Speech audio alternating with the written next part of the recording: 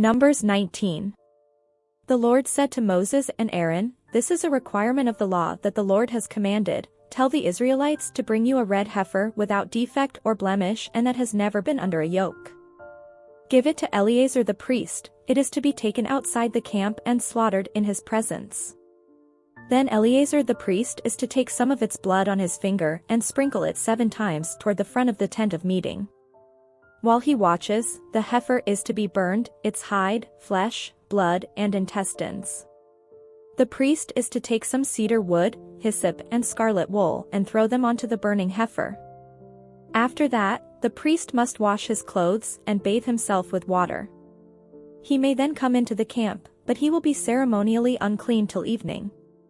The man who burns it must also wash his clothes and bathe with water, and he too will be unclean till evening.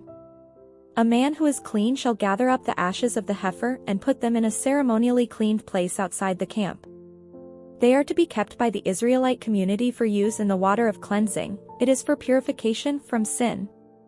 The man who gathers up the ashes of the heifer must also wash his clothes, and he too will be unclean till evening. This will be a lasting ordinance both for the Israelites and for the foreigners residing among them.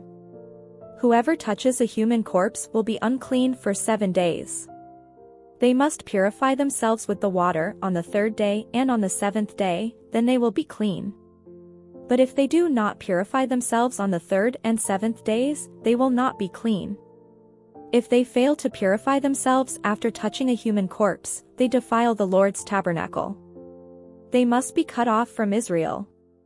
Because the water of cleansing has not been sprinkled on them, they are unclean, their uncleanness remains on them. This is the law that applies when a person dies in a tent. Anyone who enters the tent and anyone who is in it will be unclean for 7 days, and every open container without a lid fastened on it will be unclean. Anyone out in the open who touches someone who has been killed with a sword or someone who has died a natural death, or anyone who touches a human bone or a grave, will be unclean for 7 days. For the unclean person, put some ashes from the burned purification offering into a jar and pour fresh water over them. Then a man who is ceremonially clean is to take some hyssop, dip it in the water and sprinkle the tent and all the furnishings and the people who were there. He must also sprinkle anyone who has touched a human bone or a grave or anyone who has been killed or anyone who has died a natural death. The man who is clean is to sprinkle those who are unclean on the 3rd and 7th days, and on the 7th day he is to purify them. Those who are being cleansed must wash their clothes and bathe with water, and that evening they will be clean.